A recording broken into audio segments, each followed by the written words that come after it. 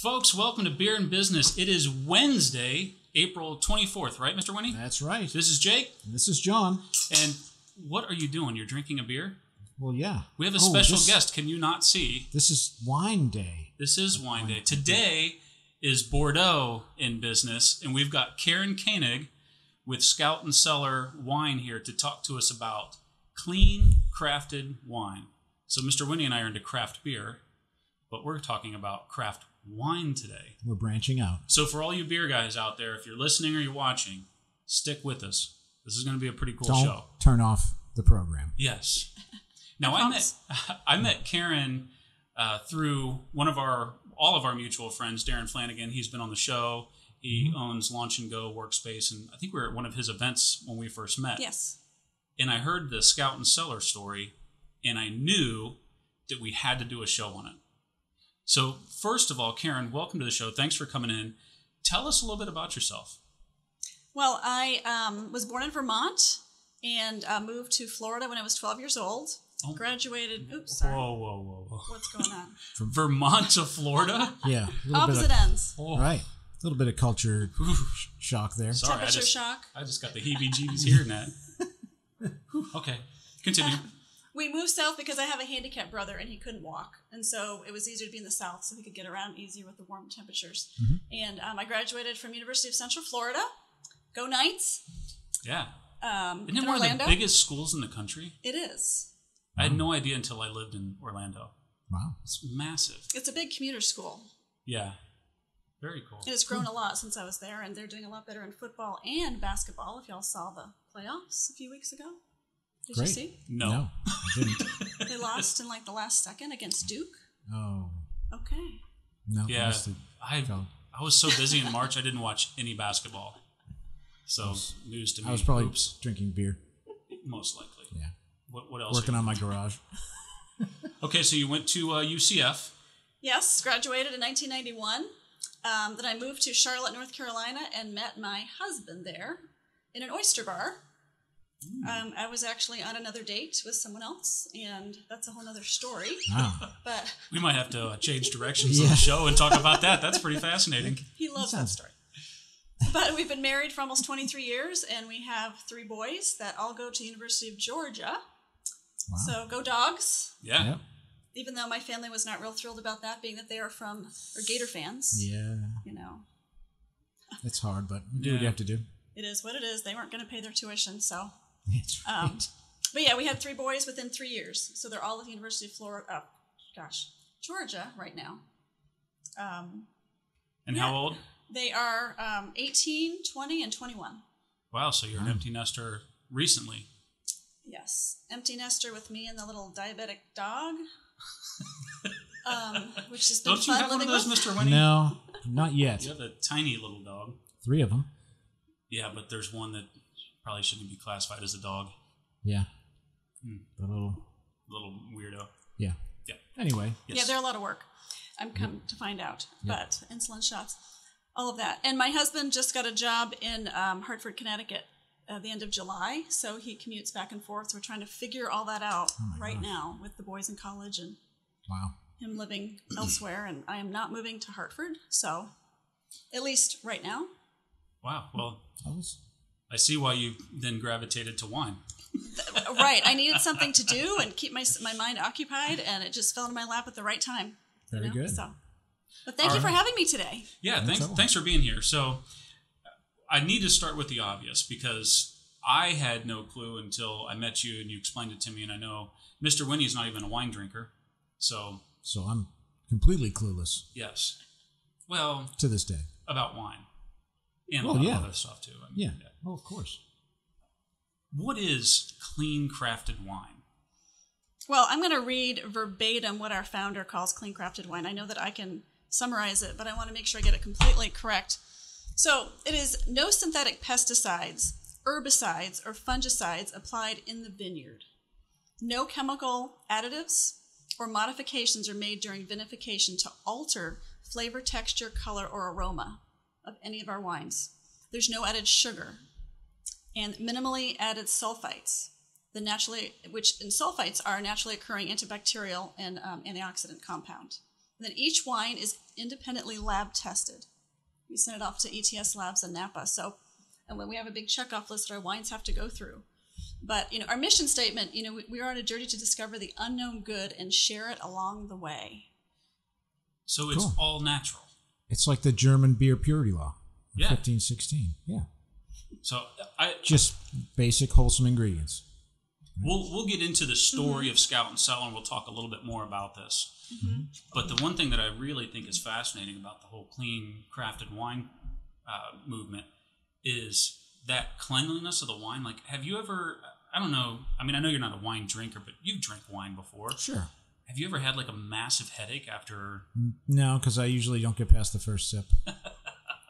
Well, maybe we'll make you a convert today. But I've had, I don't know about you, Karen, but I love wine, but there's some wines that I just can't drink because even if I'm not buzzed, like 1 or 2 glasses and I wake up in the morning with a pounding headache. Wow.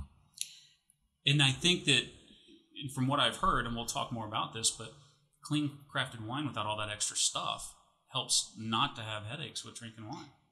Definitely. We can't guarantee, but that you're not going to get a headache, but I have not met anyone that has ever gotten a headache. It's always the lawyers.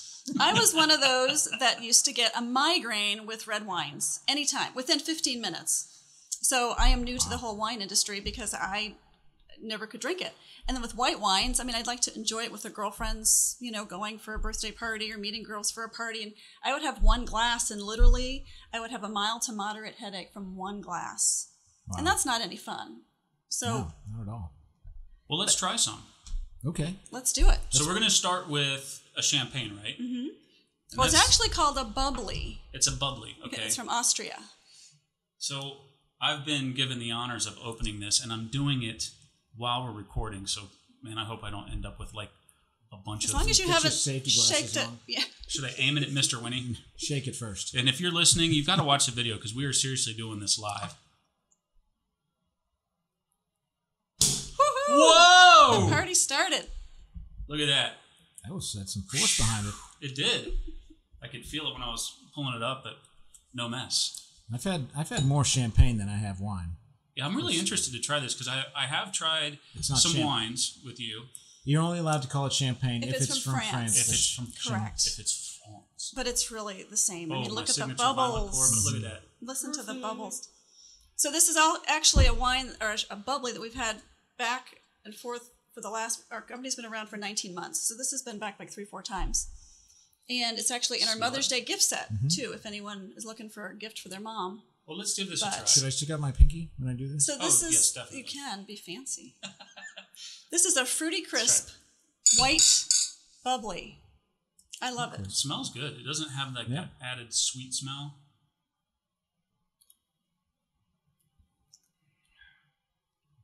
So the alcohol content is 11%. Does that compare to your wines? I mean, your beers? Oh, yes. Imperials, for sure. I like it already. Yeah, we're on the right track. That's actually really good. It's dry. Yep. You could even add some berries, raspberries or strawberries or blueberries in it. Or seltzer water or ginger ale. Oh, that's good. You know what I really... So I even tasted in this, and I've tasted a few other wines from Scout and Cellar, but it doesn't... You know how, like, some wines, you taste them and it tastes artificially sweet, or there's, like, an artificial bitterness or flavor. Like, this tastes like it came straight from the fruit. Like, it's just grapes. It's hard to describe until you try it, but it just tastes like grapes that have been fermented. The way wine should taste. Okay. Bubbly. You know, and that's what people notice right away when I do wine tastings is that it's clean and very flavorful. Yeah, it's very, crisp, clean. I mean, all that's in the wines and the bubblies is just grapes and natural sulfites. That's it. All right. So. I mean, that's really good. Awesome. Yeah. So it sounds really simple, right? Clean crafted wine, no extra BS. Right. No fertilizers, no chemicals added, no sugars added, sulfites, all the stuff that you went through that I can't remember. But the process is not straightforward. In fact, one of the things that I found interesting when I talked to you about Scout Cellar, and then I went and did a little reading online, is the process for finding these wines is actually quite complicated, and it actually made it into the name of the company. Scouting for these wines it's a big deal. So tell us about that. Tell us how the wines are found and how they get certified to be part of the distribution network. Well, so our owner is a level 3 sommelier. The highest level you can go is master, one level above her. So she's one of like 250 level 3 sommeliers. So that's awesome that she knows what she's doing. She has a passion for wine. She travels all over the world scouting for vineyards that have clean crafted wine. By the way, the term clean crafted is proprietary for Scout Cellar.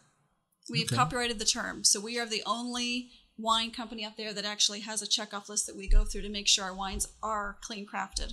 Otherwise, they don't get the sticker. On each bottle, there's a black sticker that says Scout Cellar. So she travels around, and first of all, she's going to go by the flavor. Does she like the taste of the wine? And most of the vineyards are family-owned vineyards, up to 100, 200 years old. So we like to support the local farmer. And she makes sure that the wine tastes well. And then she's going to send it off to an independent third-party lab in Napa called ETS Labs to make sure that it does actually pass what the vineyard owner can say. Because if we have one pesticide, one chemical in it, she's been known to send pallets back overseas, returning it. We absolutely make sure there are 0 pesticides, 0 chemicals, 0 added sugar. It's good. Got to keep your reputation. Like we say, our grapes are grown good and made good. So we're conscious from the grape to the glass. I love that level of rigor and discipline. It's actually one of the things that really rang true with us when we were talking to the guys from Monday night, how they're so just fanatical about quality. And in this day and age when there's so many options, I think that commitment to quality is critical. Sure. Yeah. When quality is more important than the almighty dollar, Yeah. It says something about a company. No kidding. Now the founder, her name is Sarah Shadonix. Okay. Shadonix. No, don't mess it up. Sarah. Now, she's actually got a really interesting story in, this whole process. In fact, if I remember correctly, when I was reading about her, this whole thing started similar to you. She liked wine, but she was having headaches, and she kind of got on this mission. But she was an attorney. So she's an attorney that she's immediately suspect. Well, just saying, dude, she's found us booze. It's 11%. Cut her a freaking break. All right, she's good. She's all right. And that's on the low end of the alcohol. Yeah. You wait. See what's coming. The show's going to get better, guys. But she's an attorney turned sommelier, level 3, started Scout Cellar. Like, what a fantastic journey. Sure. How she obviously resonates throughout this company. And tell us about how, she's put her footprint on this and, just her, like, from the selection of the wines to the quality. Tell us how she has, resonated throughout you guys as distributors and the entire brand. Well, I have to say, when she first started this company, she had no idea that she was going to start this movement that would grow and explode to as big as our company is at this point. Our first year, her goal was thinking like $3 million in sales. She thought on the conservative, or not conservative, the opposite of conservative. We hit $20 million our first year. Wow. And we're just looking at our sales on my team, and we've grown 300% from March of last year on my team. So the word is getting out there. People are looking for something that is clean, because the FDA does not oversee wine. People are hearing more about the food industry, and about the, when it's tainted with right, of course, the GMOs and, it's not natural and, I need to try more. And the added sugar and all of that. Well, no one is overseeing wine. So we're just trying to get the word out there to let you all know that you need to think about it and be conscious of what's in the mass-produced wine. Wow. And if you're getting headaches, that's a big clue. And even if you're not getting a headache, what is it happening to your body? When you have, we have a checkoff list that we use. I blew it up a little bit, but that tells you that the FDA approves up to 300 pesticides in your wine, up to 250 chemicals. Approves? Yes. So how much is going, into your body every time you drink wine? And the wine industry is a $70 billion United States industry. Wow. So there's a lot of people drinking. Based on FDA standards, it's probably safe to put Drano in wine and you can still drink it. Yeah, really.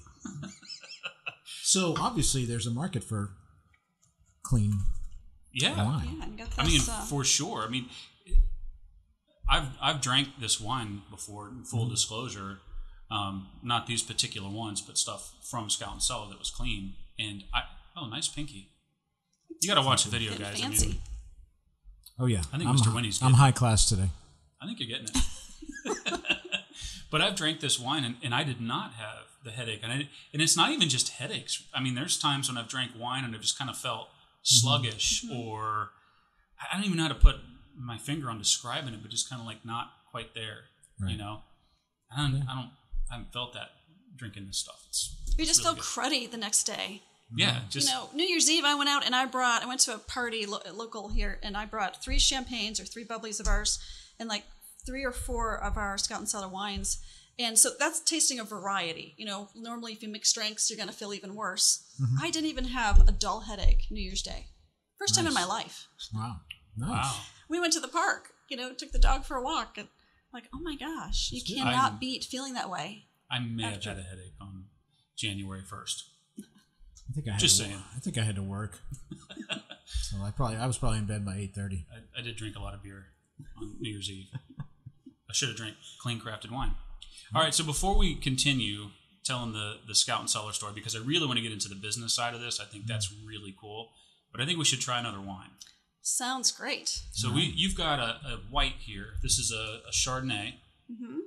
So We've already opened it. We've uncorked it. now we got to kind of step back. So we actually drank champagne. And if you're not watching the video, folks, get on YouTube or Facebook and watch it.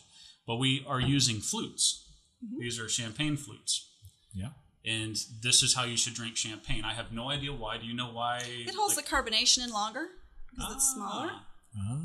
That makes sense. Again, I'm not a wine connoisseur, but that's what I have learned. Very good. That makes No, it total makes sense. Yeah. The surface area is smaller. Of so course. Brilliant.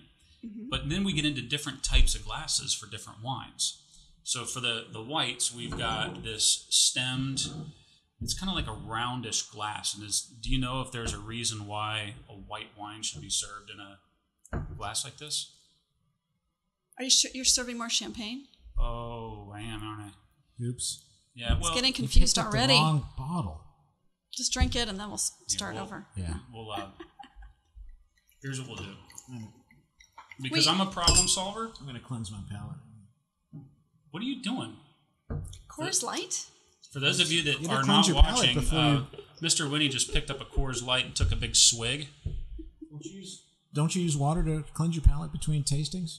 Used No. like Good point. crackers and stuff, but it's Crackers? Coors Light. Well, I guess that's water. Yeah, right. I even know that much. Okay, so There, I solved the problem. All right, there you go. All right, now this one is not fizzy. so this one is a Chardonnay. So it is 100% Chardonnay. Now, is that because of the type of grape that's used? Yes.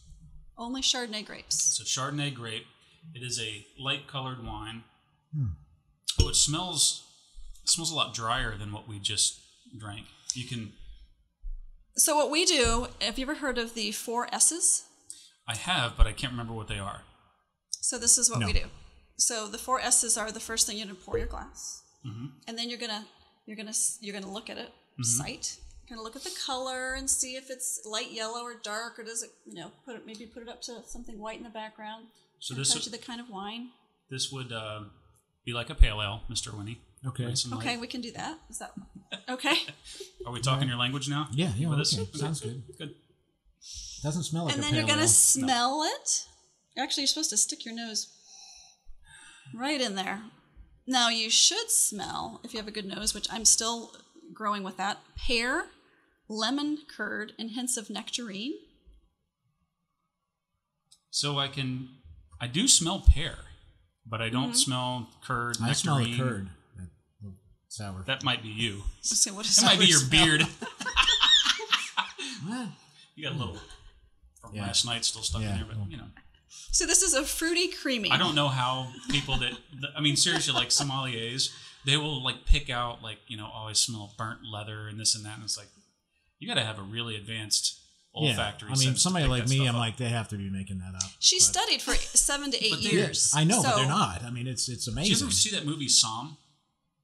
It's on Netflix. You should watch it. It talks about sommeliers and what it takes to be one. It's incredible what they do, but they're like amazingly accurate. So Anyways, now I have to total taste it. tangent. Yeah, so now we sip, right? So, you sip, swirl it around.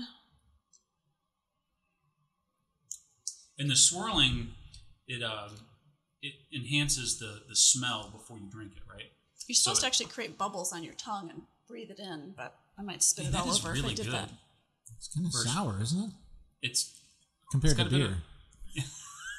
not sour compared to like a Goza or one of Glen's sours. But it is. So, do you think it's a fruity, creamy? It is. We wouldn't say it's crisp. Yeah, it's not crisp. It's definitely it finishes creamy. real smooth and Yeah, there's nothing aggressive. It's not biting into my palate at all. It's very smooth. So you see this is Field House, and you can see there's a field house. There's a building on this. So this is one of our private labels, which has a story behind it. So again, this is from Sonoma County. I didn't tell you that. Well, some good things come out of California. Whoa. So the story, let me read the story behind this label. So this was Sarah's family's first purchase they made as a company. And growing up, she had this as a building on their property. It was an old farm. So after they purchased it, they put furniture in it from the house that she grew up in. They restored the modeling from an old family barn. So in no time, this bare bones building resembled something familiar, comfortable. It was ours. Ever since, the field house has been more than just a field house. It's a reminder of our humble beginnings and our commitment to crafting wine cleanly and consciously. I love that story. That's really cool. So, the result, and I'm reading this off the card, a simple, honest, delicious bottle of wine as true to our roots and passion as the field house is. We hope you love it as much as we do. So we have 8 labels that we have exclusive contracts with, and the field house is one of them. Very cool. So full disclosure, I got to get this out of the way. I'm not a white wine guy. Like if I drink wine, it's 95% of the time red, because most of the whites I try, I don't like. Okay. And like you said, John, a lot of them that I drink they've got kind of like that bite, or there's just a flavor to them that I don't like. Yeah. This is so simple, so smooth. That's really, like, I could drink this. Wow. And this I could drink in warm weather, chilled wine. That's nice. And it's actually your buddy Darren's favorite white. Is he it loves really? the field house Chardonnay. Darren, I thought you were a bourbon guy. Oh, he likes wine. Trust me. What's the ABV on this? The alcohol content? Do you know? That one is 13.8. I like it. And the residual sugar is 0.05. So there are like I said, it's no added sugar. That is just the sugar from the grapes, naturally occurring. Very cool. So that's why our wines are The rest of it paleo turned into friendly and alcohol. keto friendly. I'm learning a lot today. And you're getting a wee bit tanked. It's my second sip. Yeah, but how many primer beers did you have before the show? Can't remember. 1 or 2. What, since lunch? Yeah. No, since breakfast. No, just... let's not go there. No, just 2. Just 2 water beers. 2. Okay. All right, so another great wine. This is really good. Let's start talking about the business of Scout Cellar. Now, you can't just go to the store and find these wines, and there's a reason for that. This is a very carefully controlled distribution. I mean, she's got fanatical, Sarah, the founder of the company, she's fanatical about quality, which we've already talked about. Right. So that required a very, closed distribution system to ensure that the right wine got to, people. And so there's really, in Scout Cellar, and help us understand this, but there's 2 major stakeholders as I understand it, right? There's members, which are people that buy wine, and we'll talk about the membership model and all that. And then there's consultants, which is what you are. Mm-hmm. So let's first start off with the member side of it. So that's somebody that's interested in buying these wines. They don't just go into the store and buy it, they become a member of Scout Cellar. So tell us about that model, why it works, and what the benefits are in buying wine that way.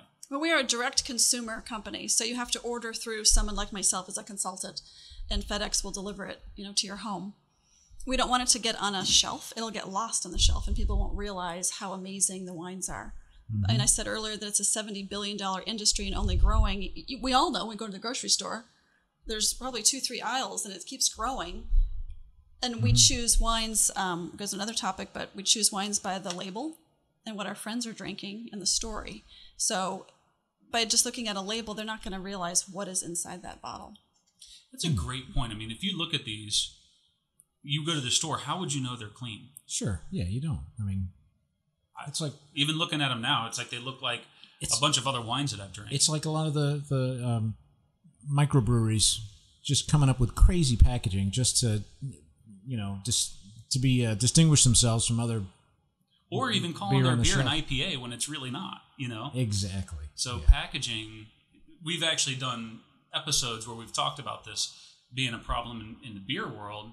That packaging's a big issue, and it turns a lot of consumers off because. Right. So that makes perfect sense to me.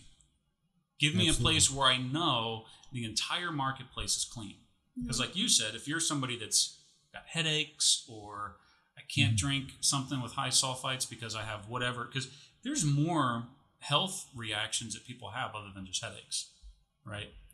Yep. And we're not Dr. Oz, so I don't want to get into diagnosing people's problems, but I've heard people talk about, high sulfites in wines give me XYZ, or, make my skin do this or whatever. Sure. So if somebody has to have a clean wine, now they've got a place where they know any selection and it's clean. So I love that. Wow. There's definitely value to that. I mean, you can trust. I mean, Sarah spends $500 to $800 for a bottle to get tested. So it's not something that we take lightly. Wow. And I'm sure that there's probably a lot of people vying to get into the distribution network, and as the company has to pick up the cost in testing it, I bet that R&D side gets pretty expensive. Sure. But by not having it in the stores and mass-produced, liquor stores or whatever, it saves money for you all. So you can get a bottle, like for instance, this bottle right here is $28. And it drinks the champagne was $28. I've had bubbly. I've been out to nice dinners, had $100, $200 bottles of wine that weren't nearly that good. It's not bad. I mean, it's really good. The more you drink it, the more you like it. Yeah, it's yeah. I mean, wine is. I mean, for a beer guy, wine is definitely an acquired taste. It really is. So one thing though, it doesn't have you burping. That's what I don't like about beer. What's the matter with burping? You know what? Now that she says that, I haven't had to edit one of your burps out yet in the show. So. That's right. Well, I have my backup beer, my palate cleansing beer. Your palate cleanser. So what did y'all think? Comparing the two wines, so the bubbly to the Chardonnay. I think the bubbly is definitely like, that to me is like a celebration drink or a special event, right? Mm-hmm. I don't think I could drink a whole lot of it just because it is so bubbly. Well, I don't know. But it's good. Yeah, really good. People, for a non-wine drinker, the carbonation is, everybody likes, I don't want to say everybody, but you like carbonation in your drinks, Sure. So for me, that was, But this one here, this is good. Chardonnay, this is really good. It's drinkable. Totally drinkable. To a beer guy. It's not a typical tasting Chardonnay with that oaky, buttery. It's more light. Mm-hmm. And that'd be great with fish and chicken. Great for the summer also. As we get into the summer, whites become more popular. I dig it. I'm in trouble if my wife finds wine that doesn't give her a headache. Yes. Could be. We need to I might have to reach out to someone. No. She could have a wine tasting at her house. Okay, so let's, before we move on to the consultant side and kind of talking about this holistic business model, I think we should try your last wine. But the last one is not corked because we had to put this on the show. You have a cool toy. I want to do it. Yes. I have never seen this before, and I was totally blown away. So you got this on Amazon, right? So for those of you that sit there and try to corkscrew out this thing? Yeah, that's cool. But so this is just a heavy gauge needle with a CO2 cartridge attached to it, and it just injects a little pressure into the wine bottle and pop. Right. So we're gonna just stand back, folks. All right. Okay. And just a little. Boom. It's like we're having champagne again. Cool. That thing is awesome. What's the name of it? So people want to buy it. That is the Cork Pops. That's what it says. Yeah, Cork Pops. Look it up on the internet. Buy it immediately. I know I'm buying one because I'm never using a corkscrew. That is so thing's cool. Freaking awesome. And then you just get refillable CO2 containers for it, and you keep the They original. probably last a long time because I barely used any to get it off. So that's awesome. All right, so what's this last wine we're drinking here? Okay, This so we is, have to get the red wine glasses out All right, here we go. with this stemless. So why are the red wine glasses stemless? Is there a reason for that? Because you don't want the heat from your hand. You Or don't you want your do heat- want your heat from your hand, the opposite. So that's why with white wine you have the stems, because you want to Yeah. keep your wine cooler. The best temperature to be drinking white wine is 45 degrees. For white, it's 65. And so that's why, if you're watching the video, when you're drinking white wine, you should be holding it at the stem, right? Right. Which I see a lot of people holding their wine glasses like this, which I probably was like a hillbilly. But, you know, But hold if you the drink it stem. fast, you don't have to worry about it. Well, that's There true. you go. That's what I'm talking about. Yeah. All right, so you want me to pour this? Yeah, Any particular way to pour? out of the bottle. There's act not, like just you're don't trip. A novice at pouring stuff. All of a sudden, Mr. Winnie's never poured alcohol before. Right. So this is a red blend. It's actually 90% Zinfandel, 10% Grenache, 14% alcohol. Ooh, Yummy. And, we've yeah. stepped up. So fruity bold. So we can do the 4 S's again. So the site. And you can twirl it a little bit if you want to see some legs. And do you know what? When you see the legs, do you know what those mean? No. Can Looks we hold nicer it up than to my the light? legs. Can you see the legs? Ooh, this one's That got... tells you how much alcohol is in it. Like when you all do your whiskey, do you ever Yeah. drink whiskey? Mm-hmm. The legs go really slow. That tells you there's a lot of alcohol. Interesting. That's really all that means. But so this is juicy and appealing with blackberry. Man, it's... Oh, I definitely smell the blackberry. And ripe raspberry. It's got a sharp smell to definitely a lot stronger on the... I Yes. smell a little pepper. So, and then clove and a hint of Any sage. bananas in there, Jake? No bananas. What I meant to say was sage, and what was the other thing? Clove. Yeah, I smell and a clove. hint of and sage. Just like I Clove, said, yeah. I didn't say pepper. I said clove. Medium-bodied frame with supple tannins. But this is a bold red. Not the boldest, but All right, let's cheers to the, I the love last this one. taste. this has been our number one red seller for the last 5 weeks with our company, the Resident Red Wine. Oh my gosh. That is delicious. Isn't that smooth? Yeah. That's really good. So here's the thing.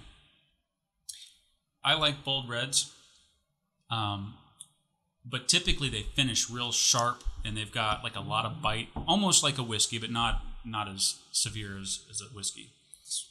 But This one had a little bit of sharpness at the end, and then it's gone. just gone. Yeah, it's like so smooth. For a big red, because, you know, there are times when I like a big red, but it's like you take 2 drinks and then you're just searching for the water because it's got that really sharp aftertaste. Super So where dry. is this on the bitterness scale? This is Right in the middle. Okay, For the sweet to dry. Is that what you're talking about? Yes. Yeah, I have a little cheat sheet that I used to use. that's all right. This is, I'll take your word for it.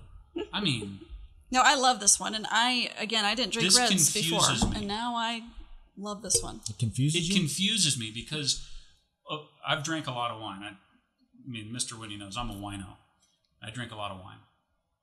I honestly couldn't tell you the last time maybe ever, have tried a wine that starts that big and like you're ready for the rush of all the super dryness and that bitterness, and it's like a pillow at the end. That is so weird. Wow. So yeah, so the 4 S's, so after you sip it, then you size it up and you determine, do I like this? Do I want to buy it? I like it a lot. I wonder this if is- that sharpness that I've been tasting afterwards is like the ortho weed killer. Well, you know, there's no pesticides, no insecticides, Right, and the other wines you're talking about. Yes. That's what I'm talking about. Definitely. That sharpness that Yeah. I'm used to tasting. Sure. I mean, Sometimes as consultants, we will have a mass-produced wine at a tasting, and our wine, like a Chardonnay versus a Chardonnay, or whatever the hostess's favorite wine is, and they will automatically see a flavor difference immediately. Oh, They can I taste the totally see metals that. and chemicals. And you don't know unless you have it side to side. I did it at I'm in a networking group, and I did that with a rosé of ours, and I bought one from like the local grocery store, and right away. And I said, I'm not going to lead you into it. You just try both, and you tell me what you think. And a friend of mine's a local realtor, and she was like, oh my gosh, it tastes like metal. I could really taste the difference. So. Wow. I can see that. I mean, I'm telling you what, if you did blind taste tests side by side with all these, 100% of the time people go, oh my God, that one's way better. It's probably like beer, like a Coors Light and an IPA or something. Or I don't know what would be comparable. Or I think better yet, the Natty Daddy versus real beer. Exactly, yeah. We did a cheap beer challenge, and we drank beer that was probably full of the same chemicals. We had to find beer that was actually cheaper than water. Yeah. Which you believe it or not, you can find that. Yeah. Back in college. It was awful. Bad. But yeah, you could taste the chemicals. Oh, yeah. Like the detergents or whatever they used to clean the tanks. Clorox. Yeah. Wow. Oh. And I'm sure you felt great the next morning, too. Well, we didn't drink a lot. We threw it up. Yeah. After the show was over. Dumped it out. So let's talk about the business model. So we talked a little bit about the fact that there's this membership idea for people that want to buy, but there's consultants, and that is people like yourself that actually go out and sell this wine and introduce people to the benefits of clean crafted wine. So tell us about that model. Tell us how you got introduced to it, and the benefits of selling that way versus having this in a store. I was introduced to Scout Cellar. Like I said, we're a startup. We're only 19 months old.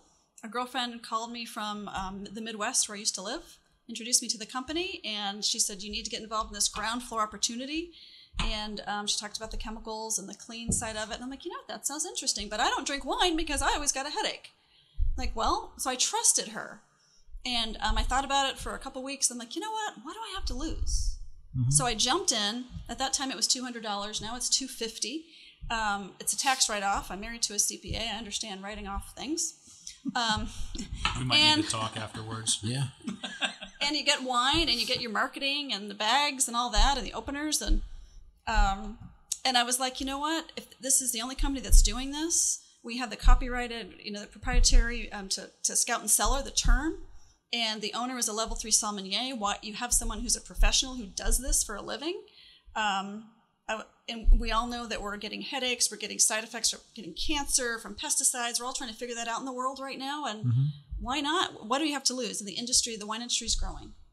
So, and me being an empty nester, and at that point knowing that my son was a senior and he's going to be gone, I'm like, wow, I could do this whenever I wanted. I could have the flexibility to still go to my, the football games at Georgia on Saturdays and work it when I want. And I know people that drink wine. I mean, I had a wine tasting.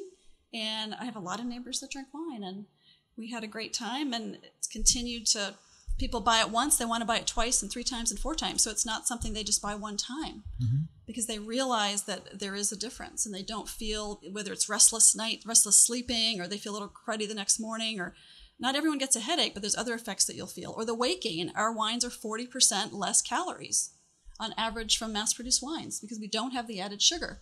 Wow. So I know of a lot of people on my team that were big wine drinkers before, which like I told you I wasn't because I would get a headache, but they've lost weight from switching to Scout Cellar because they were drinking like every night, 5 nights a week. There's a lot of people that drink, you gotta have a glass of wine after work or beer. Mm-hmm. Yeah, beer after work. I have both. So, and there's nothing wrong with that. Whatever and then floats your boat. Whiskey nightcap, and then you're good to go. Yeah, the trifecta. Yeah. But the benefits are, I can just do this and share it with my friends and family. I can, if I want to get involved in networking groups, I can share it that way. But people are looking for a side gig, a way to make some extra money, a way to stay home with your kids, a way to save money for your vacation, whatever it happens to be, for your private schooling. Everyone has different reasons, and you can work this business at any level. So let's go. I want to unpack this in pieces, okay? So first, if we've got, and we'll talk about how to get in contact with you later on, but let's just say that we've got somebody, watching or listening to the podcast. It's like, yeah, I'm interested. I want to get somewhere. I want to try somewhere. I want to learn more. What options do they have to get wine from Scout Cellar? Well, for instance, I have a girlfriend in Chicago that I'm shipping a bottle off so she can try it.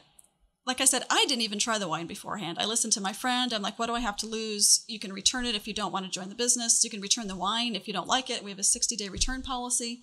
I've never had anyone return it, but at least you have that knowledge of knowing that. You can contact me on Facebook or call me. I can send you a video, send you some information. Depending on where you live in the country, I can maybe get you connected with a tasting. The thing is, we're just starting out. We're a startup, and we only have about 6,000 consultants that are growing every month. So it's not like every major city is going to have tastings you can go to, and the tastings are going to be at someone's home. So they're not a public event. We can't distribute alcohol at a public place. Mm-hmm. Right. I can't serve alcohol. I don't have an alcohol, serving license. But I think what I'm trying to get at, just to simplify this for people, is I think, and correct me if I'm wrong, but I think there's 3 ways to get introduced. The first one, as you said, is try a bottle. So reach out to somebody like yourself, or if they've got somebody local that they know that's involved, you can try a bottle. The second one is they could just start a membership where they go in and they select online, and they would be given a website by you, I believe, and they could just go and say, hey, look, I want the 6-bottle or 12-bottle a month, and just automatically shipped. Right. And a third way is to do a tasting party, as you're talking about, where somebody comes out and introduces them to the brand, the wines, and all that. Am I getting that right? Right, gotcha. So you can be a customer, and you can buy a bottle. I always suggest to everyone, though, if you don't spend $99 or more, you won't get the free shipping. Granted, right. People don't mind spending $14 to buy a bottle of wine. You can, but I always say, even going with a neighbor, go in with your sister or someone and get 2 bottles each and get to $99. Then you save $14 in shipping. If you join the wine club, that's the best way to go about it, because then you can get 6 bottles or 12 bottles. You have the option of doing it monthly, every other month, or quarterly. You can cancel monthly. It, change it anytime. They have like a 30 bottle a month program. the Mr. Winnie plan. The 2 case a month. You can get as many cases as you want. Plan. And with those you get the wines change every month, and they're personally selected by our owner. Our level 3 sommelier, and you also get exclusive wines with the wine club membership that regular customers cannot get. And you, like I said, with the 6 bottles, you can get 6 reds, 6 whites, or mixed are your options. And with the 12, it's 12 reds, 12 mixed. We do not have 12 whites at this point. We have an average of about 25 wines available, because it's a small batch boutique vineyards that we get our wines from. The word is not out there. So people have to understand that we do get recurring wines, but we also get new wines every week. And it happens to be Wine Wednesday today, so we actually had 2 wines come up on our website today. But at the same time, 1 or 2 sold out this week. Yeah. So I want, for those that are watching or listening, I want to drill in on something that I think is really important. If you're going to get involved in Scout Cellar as a customer, I think it's critical that you either do a tasting party or get signed up in one of these memberships where the wine is curated for you. Here's why I say that. I know you haven't drank wine a long time because it's bothered you physically until you were introduced to clean wine. I, on the other hand, as a long-term wino, I've drank wine for a long time. Anybody that I know that's a wine drinker, what they do is they find a few that they like, and they just get into this routine where that's all they drink. Sure. Yeah.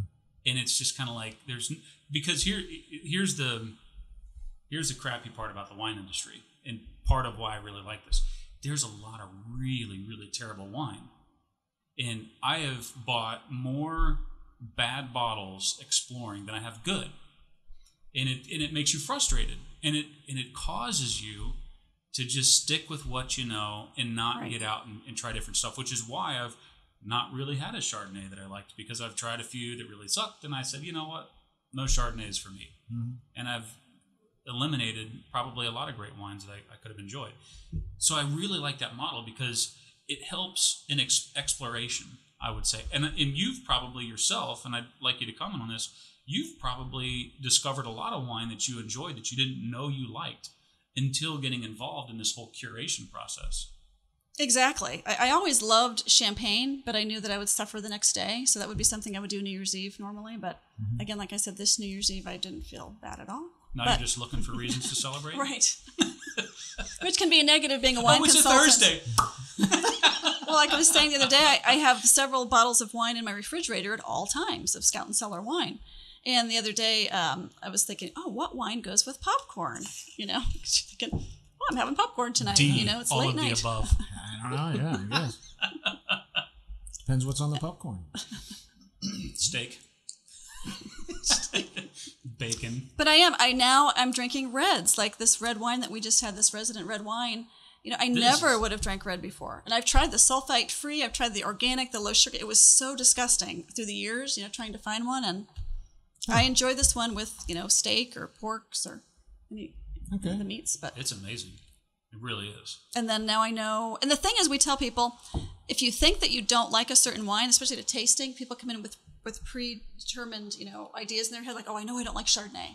Oh, I know I don't like Pinot Noir. Try all of the wines at the tasting. I'll have like 4 to 5 wines because you don't know. You haven't tried Clean Crafted. It's so flavorful. And every single tasting that I do, I have people say, oh my gosh, I'm so glad I tried that Pinot Noir or that Sauvignon Blanc because I didn't think I would like it. And I do. Oh my God. They buy it. So I would have bet you good money that I would not have liked that Chardonnay. Yeah. I've not had good experiences, and that thing is buttery and smooth. I mean, it's really, really nice. Mm-hmm. Really liked it. So I think you're spot on. I mean, it says something. I've had more wine today than I have in my entire life. So, and you're actually enjoying it, aren't you? Oh yeah. I wish I had a steak or something. Right? Something good. Cigar, steak. There you go. Yes, we should have done it that way. But be honest. Is it better than you thought it was going to be? Yes. Yeah. I mean, me too, and I had high expectations. It does make a difference what you're drinking it with. The wine food pairings, that does make a difference. And it's hard when we're going from 3 in a row to your beer back to, your palate. Light, it's like careful. smelling perfume. You have to smell the coffee in between, to cleanse your senses. But because I've had wine tastings where someone says, I don't like that Chardonnay. Then they go get a piece of cheese, and she came back, and then she tried it. She goes, oh my gosh, I love that Chardonnay. Right, happened in Peachtree City. I can see that. Yeah, I actually went to an event with the first master sommelier in the U.S. Wow. Guy's fascinating. He's wrote a book. Really cool dude. And it was amazing, like his process of helping people enjoy wine.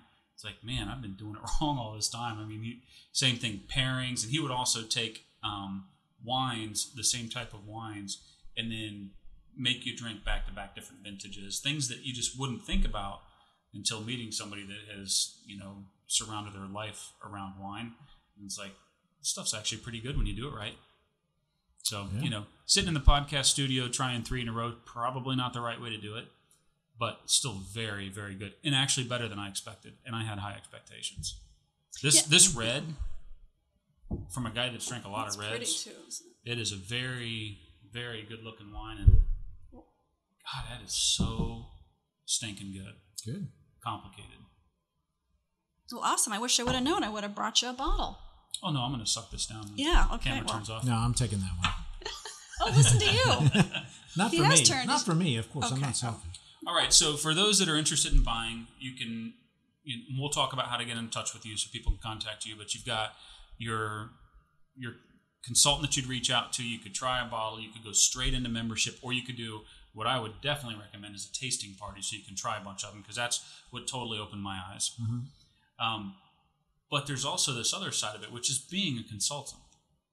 And you talked a little bit about it, but what if we've got somebody listening that's like, I'd love a little side hustle. We actually did a whole show on side hustle on this podcast. And what if somebody is interested and they want to jump in? Because 19 months, this is still ground floor opportunity. What can somebody expect? How do they get involved? What's that process like? Well, and we actually only have about 6,000 consultants in the United States. Only? I mean, that's nothing. So seems like a lot for a startup. It's untapped. 6,000. Yeah.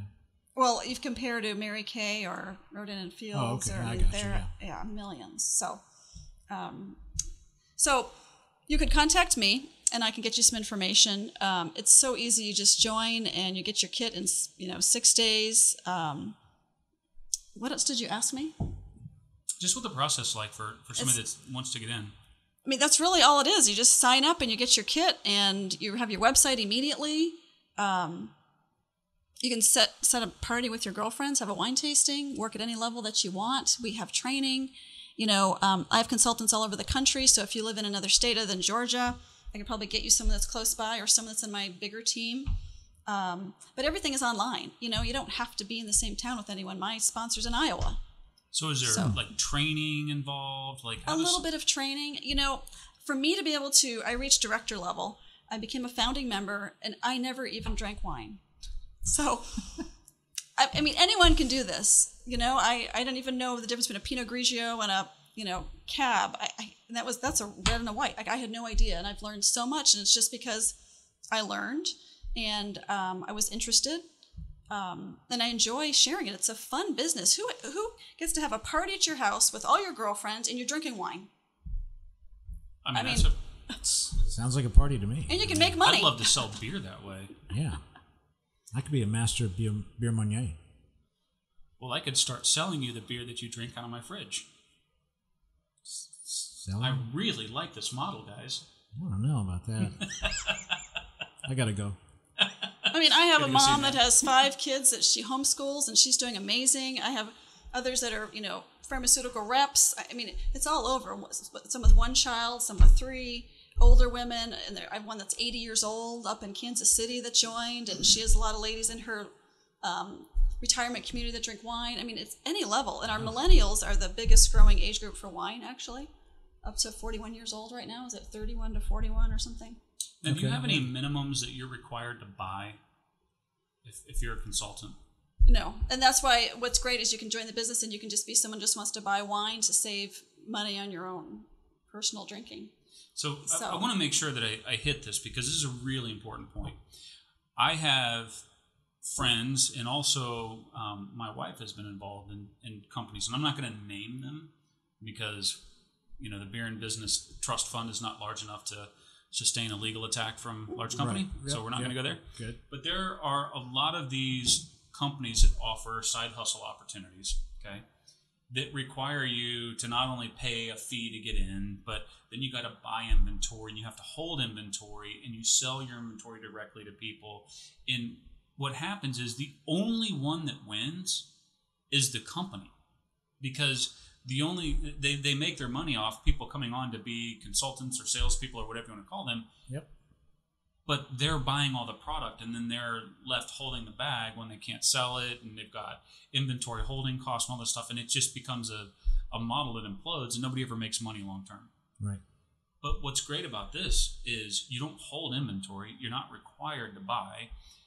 You have these tasting parties. You get people introduced to the brand, and they buy, and it's shipped directly, and you, whoever's coming into the business, a consultant, makes money off of what people order.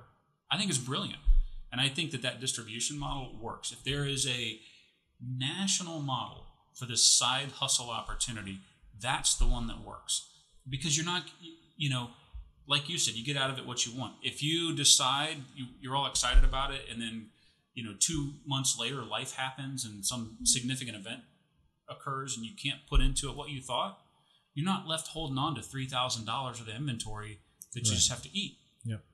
I mean, I can't sell alcohol. I can't take money for alcohol, so that nips that, right?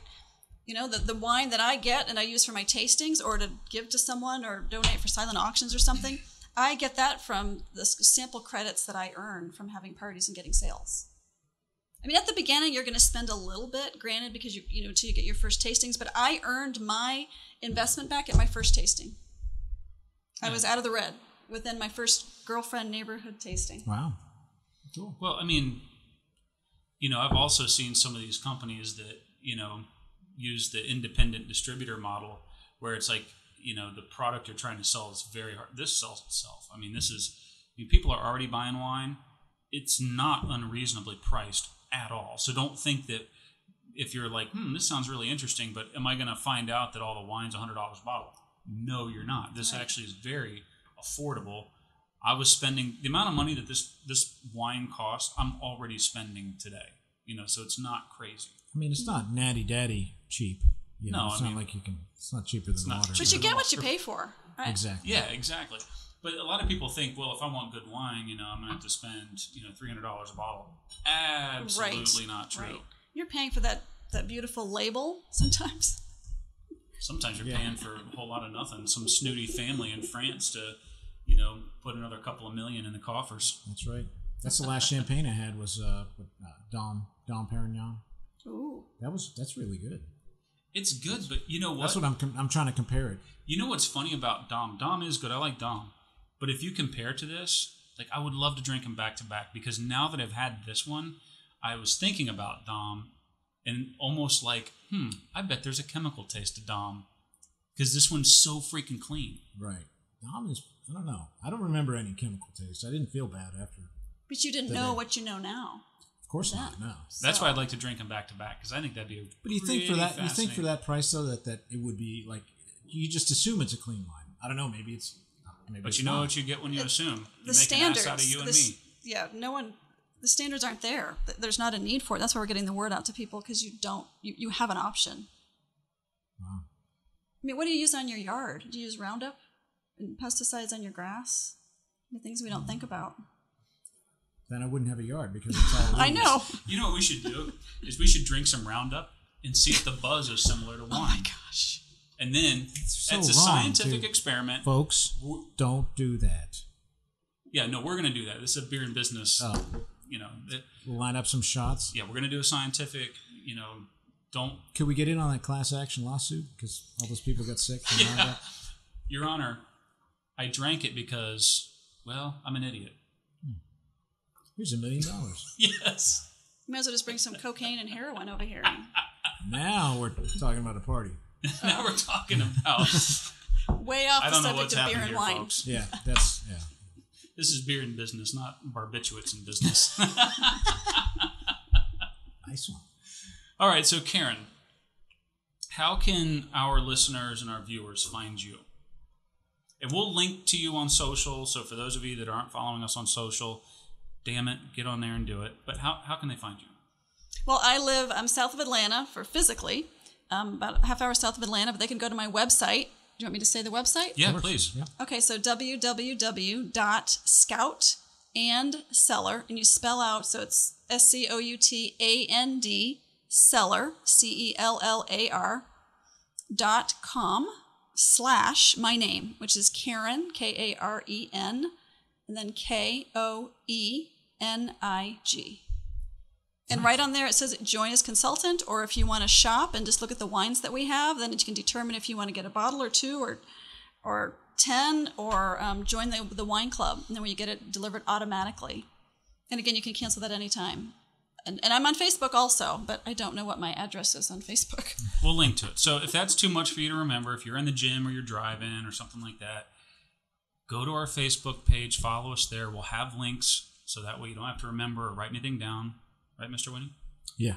I'm still not on Facebook, but go ahead. Yeah.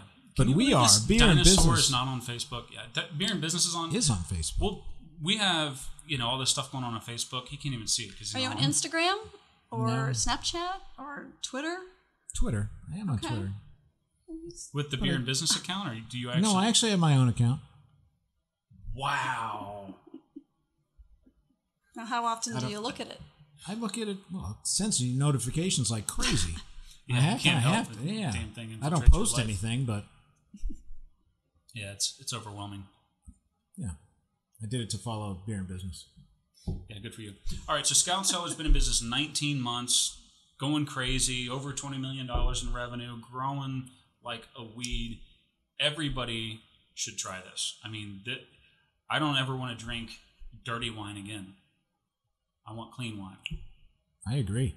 So I don't want good. to start. If I'm going to start drinking wine, I don't want it to be dirty. And I love the business story behind this. We've got a recovering attorney turned wino, which I think that's how she should market herself. And if she wants to do that, she can send the royalty checks to me. Right. Totally And she's a fine with millennial herself, actually. that. Is she really? Mm-hmm. Oh, good for her. I mean, that's great. That's great. I love the story. And, these wines, guys, you've got to try them. They're so good. We should show you a picture of a typical vineyard. This is one in Austria.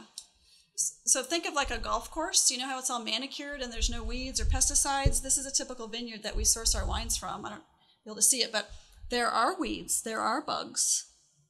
Cool. I think that's really cool because I've done, wine country tours out in California. I've done them in the Finger Lakes up in New York. I've done them in Europe. Mm-hmm. And you're right, a lot of them, part of the whole like shtick or the whole appeal is like this beautiful rolling countryside that looks perfect as you roll into the vineyard. But how are you getting it to look that way? Spraying stuff all over the ground, and that eventually makes it into the grapes. Right. I think it's really cool. Weed field, great. They're not using anything. It's one of those things I never would have thought of without being exposed. So the wine should be cheaper because you're not spending all that money on pesticides and insecticides. But it's a small batch wine, so less vineyards are doing it. Less than 2% of the vineyards in the world have clean crafted wine that would meet our standards. That just blows my mind. I mean, why wouldn't more? Is it just a volume thing? They can just get. That's why we're getting the awareness out there. We might be on the doorstep of all this changing. Mm-hmm. I mean, think about craft beer. Sure. When craft beer, before craft beer was craft beer, everybody drank Budweiser and Coors Banquet and Miller, and that was Miller High Life. Yeah. Hey, easy. I used to drink it. Now I get a gag reflex when I think about it. That's all. Right. But the craft beer scene was nothing, and then all of a sudden, boom! From a historical perspective, it just people exploded. realize. The potential. This could be the same thing. We could be talking about this in the very early stages. I have no doubt that this is going to continue to grow insanely, and it may actually get to the point or surpass what craft beer has become to the beer industry. I really think so, because when you drink, if you're somebody that drinks a lot of wine like me, and you drink this compared to what you're used to, there is a massive, massive difference. Cool. It's not a little difference. It's a massive difference. Wow. So, right. Yeah, an interesting statistic. We have 40% of Americans drink wine, and 33% drink more than once a week, and 57% are women in the United States. And then we have 36% of millennials. That's the largest group. Very cool. Of wine drinkers. And I don't want to hear any jokes about the majority of drinkers being women, Mr. Winnie. No, I was not going to say anything about it. But you wanted to. But 100% of those people lie about how much they actually drink. And that's a great point. Like when you're at the doctor's office and he says, "How many times a week do you drink?" You're not going to put 3 to 5. Occasionally. Right? Yeah, 1 beer, dinner. So that's the people that were honest. That's right. Funny story, man. My doctor is like this real old school doctor, doesn't pull any punches. It's the first time ever I went to a doctor's appointment and said, "You know what? I'm going to be totally honest with this guy." So he said, put on there how much you drink, and I put on there, and he's like, "So I see you drink a lot of beer and wine." I said, "I do." He's like, "You have any intentions of changing that?" "No." "All right. Well, we won't talk about it anymore." I'm like, I love this guy. I don't care if he puts the glove on now. I'm totally cool with him. He probably does the same thing. That's right. He does have a beer belly. Appreciates you for being honest. So he's one of us. Way to go, Doc, if you're watching. Hey, I wanted to show you real quick that we have wines from other countries. So just because people have asked me, is the wine from Fayette County? Is it from Georgia? And I'm like, no. Actually, it's sourced from all over the world. Seriously. From Chile and Argentina. Right? Correct. But this one's from Austria. Austria. Oh. So Sonoma County and Mendocino County. Get to the bottle. Do it now. But, she travels all over. Our future, she's looking at getting wines from South Africa. But Argentina and Chile and Portugal and France and Spain and Italy, and of course California, Mendocino, and then Wilmette, Oregon is a very popular place for our wines. But it's like I want to show you, we have this Etnico from Chile. It's a Sauvignon Blanc. Ooh, I love Chilean And then wine. Of course it has the Scout Cellar stamp of approval. That means it's gone through a third-party lab testing. So. That's cool. And I want to say a real quick thing before we go on to beer. I know that's coming up. You guys are dying for that. But we have a Mother's Day gift set. So if anyone's interested, we have this beautiful cab, a Middle Jane, and this same bubbly in our Mother's Day gift set. And you get a pretty black box, and you get some nice, pretty colored wine cards. Is that coming up? And you get, yes. When is that? Oh my gosh, are you married? It's in a couple weeks, dude. And I have a wine tumbler and have to bend down here to get it. But you also get 2 wine tumblers with the Mother's Day kit. Yes. You get 2 of these, Oh, which those you are can cool. see, but they're white with the black lettering. It says Scout Cellar and perfect for summer and by your poolside or boating or whatever. What's really cool about those is like if you're drinking a chilled wine like this, it's like a Yeti, keeps it cool. Excellent. And where'd it go? I have no idea. Yeah, that's really nice. All right, folks. So we will have links to Karen's website on our social. You got to look her up. Ask her to throw you a party, do a tasting, order, or just go straight to the 50 bottle a month club or whatever the highest one is. I mean, just the Mr. tractor Winning trailer plan. backs up to your house. Beep, beep. The pallet comes out. Wow, I saw that huge Amazon truck earlier. Oh no, that wasn't Amazon. That's a Scout and That Cellar was delivery. the wine truck. Oh, but FedEx, not Amazon. Oh, FedEx. Yeah. Mm-hmm. And I'm always here to help. If you have questions, you're not sure what kind of wine to get, let me know. I'm here to offer advice, and I know what's selling and what's popular, and what wines are getting in, what wines are about to sell out of. So just let me know. Well, Karen, thanks for coming on the show. This has been awesome. We want to remind our listeners and our viewers, don't be an idiot. Don't drink and drive. These are heavyweights, 12, 15, 11%. I mean, these are big boys. So use Uber for God's sake. Or have a designated driver that can't have these delicious wines. That's right.